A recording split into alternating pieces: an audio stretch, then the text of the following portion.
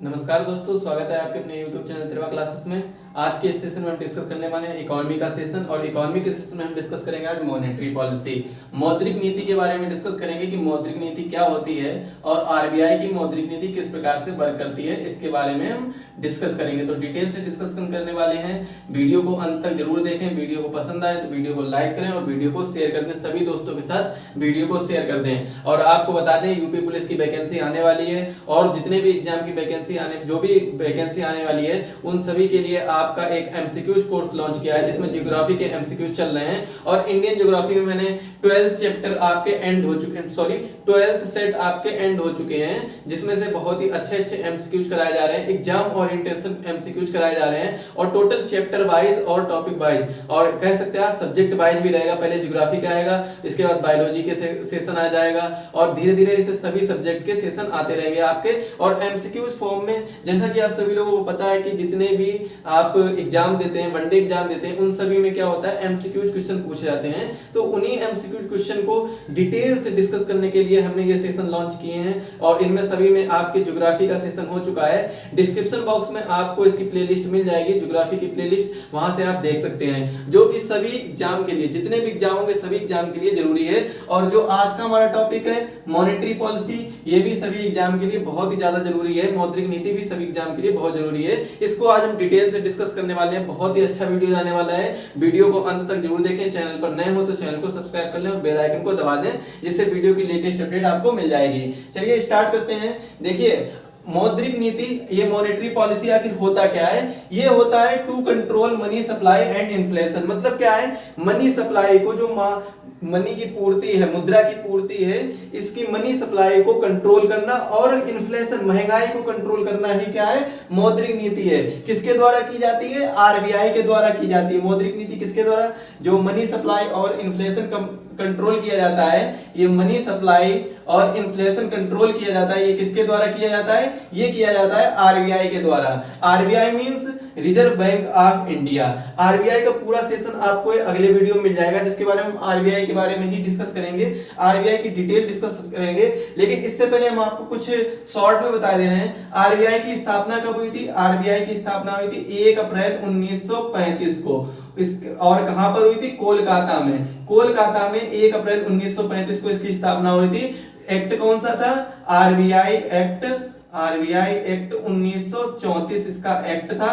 और कहां पर इसका मुख्यालय हुआ था? कोलकाता में। 1937 में इसका कोलकाता से मुख्यालय कहां पर शिफ्ट कर दिया गया था? मुंबई में शिफ्ट कर दिया गया था 1937 में। 1937 में मुंबई में शिफ्ट कर दिया गया था। इसके बाद में और आपको बता दें, शिफ्ट कर दिया गया था 1937 में, मुंबई में शिफ्ट कर दिया गया था। और इतना आप स्क्रीनशॉट लेते रहिए, लिखते रहिए। इसके बाद में इसका नेशनलाइजेशन यानी राष्ट्रीयकरण। तो राष्ट्रीयकरण कब हुआ था? 1 जनवरी 1949 को। 1 जनवरी 1949 को इसका राष्ट्रीयकरण हुआ था, नेशनलाइजेशन हुआ था। और अगर पूछा जाए आरबीआई के पहले गवर्नर कौन थे, तो आरबीआई के पहले गवर्नर कौन थे? स्मिथ, ऑसवेन स्मिथ पहले गवर्नर थे इसके। कौन थे? ऑसबॉर्न स्मिथ इसके पहले गवर्नर थे आरबीआई के। और अगर पूछा जाए पहले भारतीय गवर्नर कौन थे, देखिए पहले गवर्नर पूछा जाए, फर्स्ट गवर्नर, तो कौन थे? स्मिथ इसके पहले गवर्नर थे। इसके बाद अगर पहले भारतीय पूछा जाए, इंडियन गवर्नर पूछा जाए, तो वो थे सीडी देशमुख। सीडी देशमुख यहाँ के पहले गवर्नर थे आरबीआई के। ये तो रही आरबीआई के बारे में ब्रीफ डिस्क्रिप्शन था छोटा सा, इसके बारे में पूरा डिटेल में वीडियो आपको मिल जाएगा।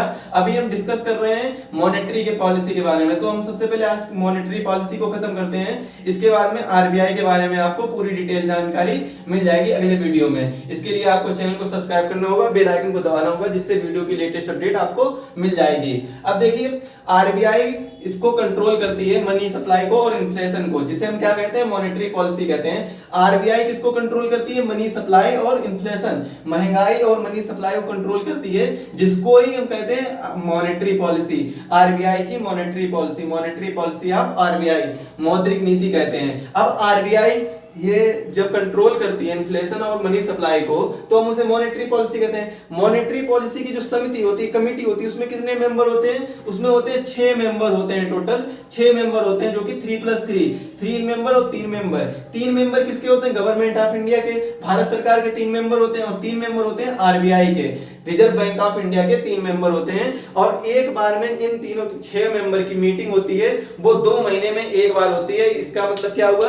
बाई मंथली मीटिंग होती है। कैसी होती है? बाई मंथली मीटिंग होती है, बाई मंथली मीटिंग होती है ये। और इसका मतलब क्या है? बाई मंथली मीटिंग मतलब 6 टाइम में होगी, एक साल में कितने बार होगी? 6 बार मीटिंग होगी एक साल में, एक साल में होती है 6 बार मीटिंग। इसके बाद में अब हम डिस्कस करते हैं मॉनेटरी पॉलिसी के 2 फैक्टर हैं, 2 कारक है मॉनेटरी पॉलिसी के। एक पहला क्या है? क्वांटिटेटिव, और दूसरा क्या है? क्वालिटेटिव। क्वांटिटेटिव कारक मतलब जो क्वांटिटेटिव फैक्टर है उसमें क्या क्या आते हैं, और क्वालिटेटिव फैक्टर में क्या क्या आते हैं, डिटेल से डिस्कशन करेंगे। ये देखिए कुछ टर्म दिए गए हैं, इन टर्म के बारे में हम बाद में आपको पूरा एक वीडियो दे देंगे, सभी के बारे में डिस्कस करेंगे। अभी फिलहाल में बहुत ही कम आपको बताएंगे। तो ये आपके टर्म दिए गए, इन टर्म के बारे में डिटेल से वीडियो आपको मिल जाएगा। सबसे पहले तो हम देखते हैं क्वांटिटेटिव मतलब क्या है? गणनात्मक कारक। गणनात्मक कारक में क्या क्या आता है?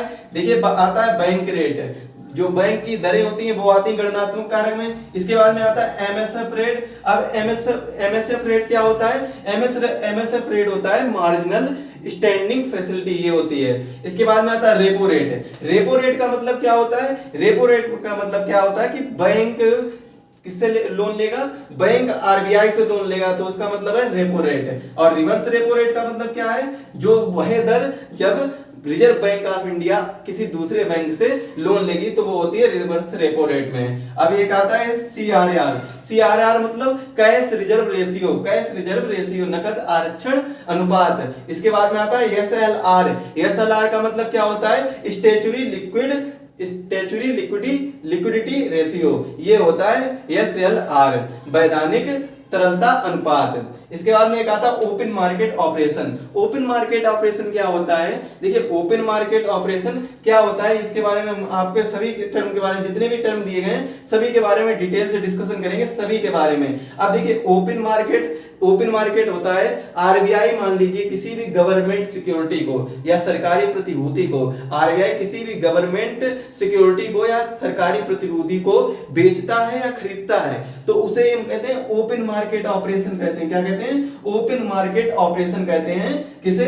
जब आरबीआई किसी प्रतिभूति को, सरकारी प्रतिभूति को खरीदता है या फिर बेचता है। RBI sell and purchase government security, ये होता है open market operation. And then we will discuss qualitative. Qualitative देखिए क्या होता है? गुणात्मक। इसमें क्या क्या गुण हैं? तो पहला क्या है? मार्जिन रिक्वायरमेंट, सबसे ज्यादा होता है मार्जिन रिक्वायरमेंट होता है। इसके बाद में होता है क्रेडिट राशनिंग। क्रेडिट राशनिंग, अब देखिए क्रेडिट राशनिंग क्या है? क्रेडिट राशनिंग क्या है कि मतलब आरबीआई डिसाइड करेगा कि मैक्सिमम लोन कितना देना चाहिए, किसी भी बैंक या किसी भी पर्टिकुलर पर्सन को मैक्सिमम लोन कितना देना चाहिए, ये क्रेडिट राशनिंग के अंतर्गत आता है। मतलब आरबीआई डिसाइड करता है कि मैक्सिमम लोन कितना देना चाहिए।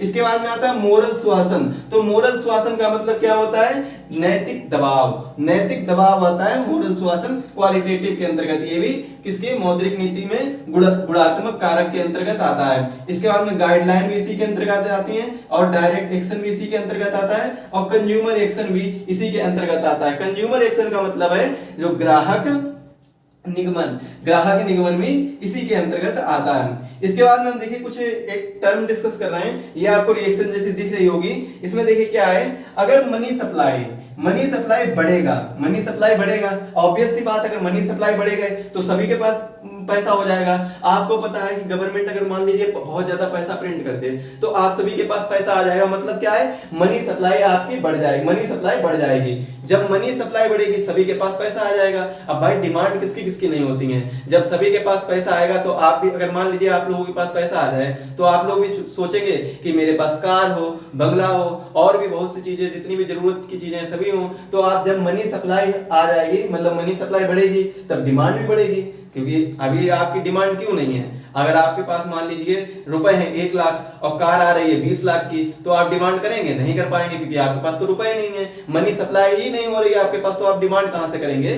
तो इससे क्या होता है, जब मनी सप्लाई बढ़ेगी तब डिमांड भी बढ़ेगी। अब मनी सप्लाई बढ़ेगी, आपके पास रुपए आ गए 20 लाख, तो आप क्या करेंगे? डिमांड करेंगे कि मुझे कार लेनी है, तो आपने डिमांड कर दी। जब डिमांड करेंगे और सभी लोग डिमांड करेंगे, सबके पास रुपए आ गए तो सभी लोग डिमांड करेंगे। अब जो हमारा जो प्रोडक्शन है वो तो कम हो रहा है, प्रोडक्शन मान लीजिए 100 कार का हो रहा है, 100 कार का प्रोडक्शन हो रहा है, डिमांड कर रहे हैं 1000 लोग, और पहले कार बिक रही थी ये 20 लाख की। अब जब डिमांड करने लगे सभी लोग, तब क्या हो गया? अब जब 1000 डिमांड कर रहे हैं और प्रोडक्शन 100 का है, तो इसके मतलब क्या होगा? अब ये 20 लाख की जगह कितनी हो गए? इसके रुपए बढ़ते जाएंगे। और रुपए कब तक बढ़ेंगे? ये रुपए जब तक बढ़ेंगे तब तक ये 100 की जो 1000 की जनसंख्या है ये 100 पर ना टिक जाए, मतलब 100 लोग ही रेडी हो लेने के लिए, बाकी 1000 ना रहे।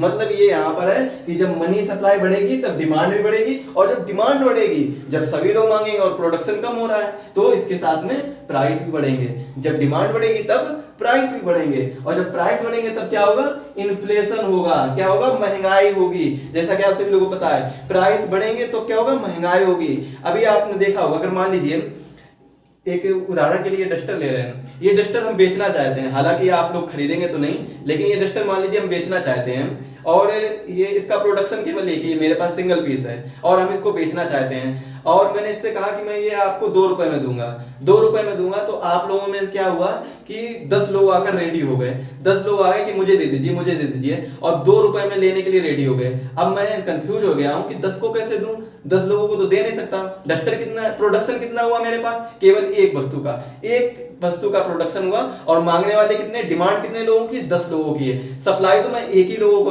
कर पाऊंगा, क्योंकि मेरे पास प्रोडक्शन एक का है। तब मैं क्या करूंगा? इसका प्राइस बढ़ाऊंगा, प्राइस धीरे धीरे बढ़ाता रहूंगा, पहले 5 करूंगा, फिर 10 करूंगा, फिर 20 करूंगा।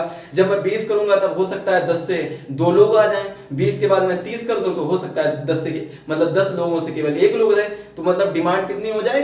1 लोगों की डिमांड इक्वल हो जाए सप्लाई के बराबर। मैंने प्रोडक्शन किया एक चीज का और सप्लाई कितनी है? एक चीज की, और डिमांड भी हो जाए एक चीज की, तब तक हम इसकी वैल्यू बढ़ाते रहेंगे, मतलब तब तक इसका प्राइस हम बढ़ाते रहेंगे, और जब तक इसका प्राइस बढ़ता रहेगा तो मतलब महंगाई बढ़ती रहेगी। इससे क्या होता है कि महंगाई भी बढ़ेगी। और अब देखिए इसका एक दूसरा एग्जांपल है, अगर मान लीजिए मनी सप्लाई कम हो, मनी सप्लाई डाउन जाए, लो जाए, और इससे क्या होगा? डिमांड भी लो जाएगी। आपके पास मनी नहीं होगी तो आप ज्यादा डिमांड नहीं करेंगे, आप उतनी ही डिमांड करेंगे जितनी आपके पास मनी होगी, इससे ज्यादा तो कर नहीं सकते। आपके पास मनी है 2 लाख रुपए, तो आप डिमांड, ये तो है ना कि 20 लाख की डिमांड करते हैं, ऐसा नहीं हो सकता है। तो आपके पास अगर 2 लाख मनी है तो आप डिमांड भी उतनी ही करेंगे कि 2 लाख की ही कोई चीज आ जाए, तो उतनी ही डिमांड करेंगे। तो जिससे क्या है? डिमांड कम होगी, जब मनी सप्लाई कम होगी तो डिमांड भी कम होगी, अब जब डिमांड कम होगी तो प्राइस और ऑटोमेटिकली कम होंगे। अब कोई भी कंपनी है, अगर मान लीजिए इसी डस्टर की बात ले लेते हैं, हम पहले इसको 40 रुपए में बेचना चाहते हैं, तो 40 रुपए में कौन खरीदेगा? कोई खरीदेगा? जिसके पास 40 रुपए होंगे वही खरीदेगा, अन्यथा और कोई नहीं खरीदेगा। तो इसका मतलब क्या है कि 40 रुपए वही खरीदेंगे जिसके पास होंगे।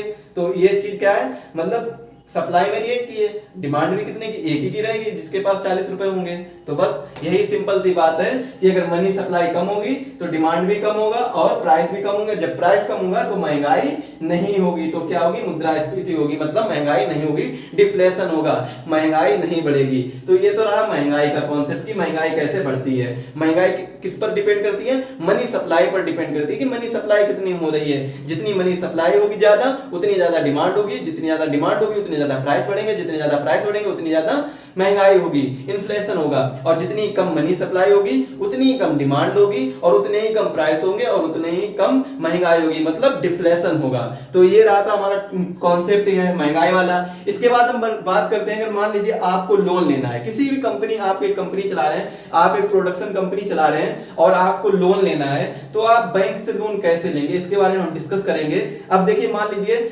एक आप कंपनी चला रहे हैं और आपका भाई एक डिपॉजिटर है, वो बैंक में रुपए जमा करने गया 100 रुपीज, उसने 100 रुपए बैंक में जमा किए।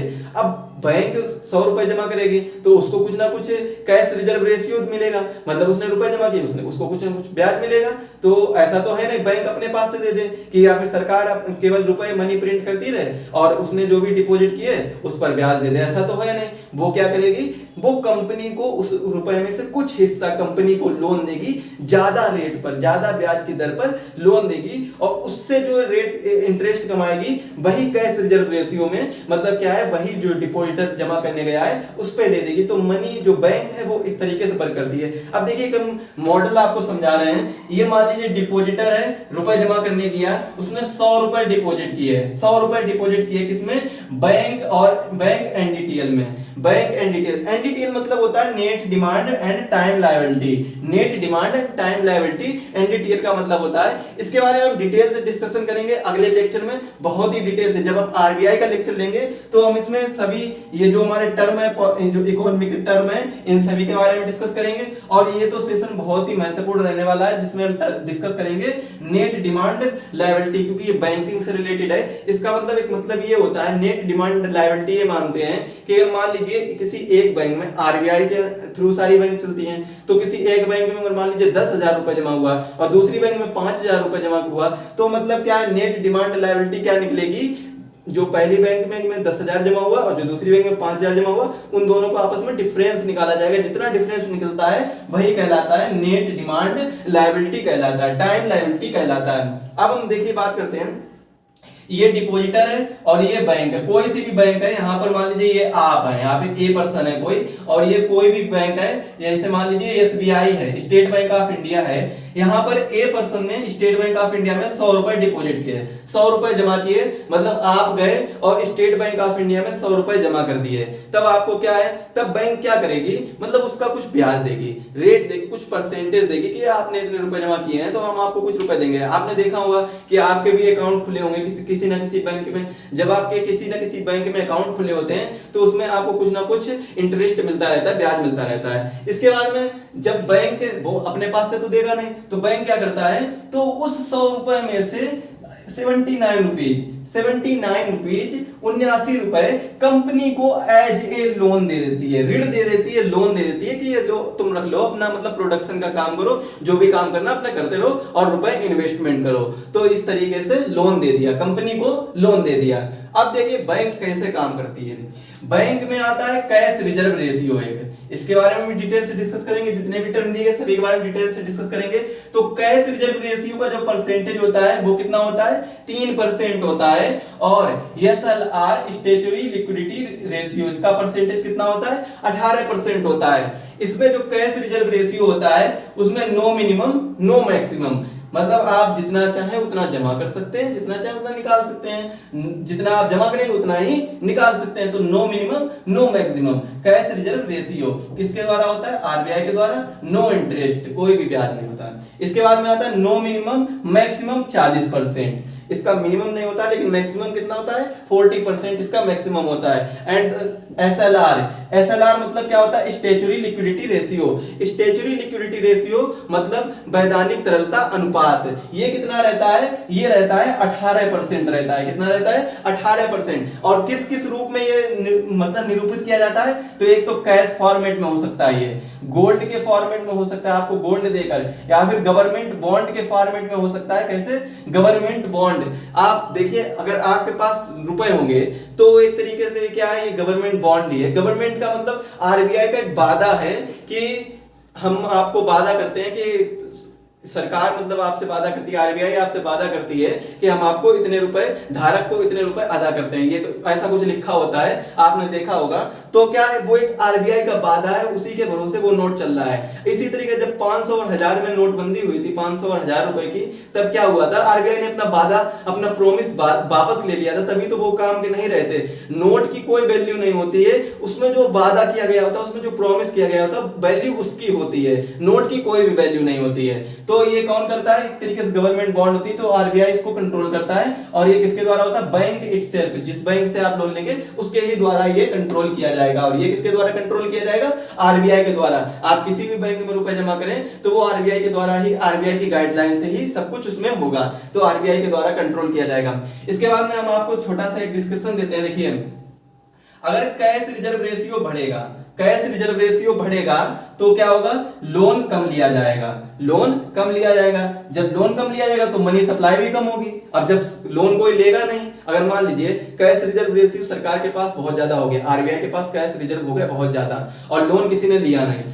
जब लोन किसी ने लिया नहीं मतलब किसी के पास रुपए पहुंचा नहीं है। अगर मान लीजिए किसी बैंक में आप रुपए जमा करने गए और बैंक के पास रुपए इकट्ठा हो गया बहुत ज्यादा, वहां से किसी भी कंपनी ने या किसी भी प्रोडक्शन कंपनी ने या फिर किसी भी किसान ने या फिर कोई भी हो सकता है या फिर कोई भी कंपनी हो सकती है, उसने लोन ना लिया हो, उसने लोन ना लिया हो। जब उसने लोन ना लिया हो तो क्या मतलब है, मनी किसके पास है, रिजर्व बैंक ऑफ इंडिया के पास है, तो उसकी सप्लाई नहीं होगी। सप्लाई कैसे होती है, सप्लाई तभी होगी लोन के रूप में दिया जाता है तब सप्लाई होती है, या फिर आप कुछ काम करते हैं उसकी वैल्यू मिलती है, तो वो क्या है, काम की ही वैल्यू होती है, उसी से आपको रुपए मिलते हैं। जब मनी सप्लाई कम होगी, जब आपको पता कि मनी सप्लाई कम होती है, यहां पर मैंने क्या पढ़ा था, मनी सप्लाई कम है तो मतलब क्या है, तो डिफ्लेशन होगा, महंगाई कम होगी। जब मनी सप्लाई कम है तो मतलब इन्फ्लेशन भी कम होगा, महंगाई भी कम होगी, ऑब्वियस सी बात है। अब यहीं पर देखिए कैश रिजर्व रेशियो है नहीं ज्यादा, बैंक के पास कैश है नहीं, बैंक के पास कैश नहीं है और लोन दे रही है कंटिन्यू,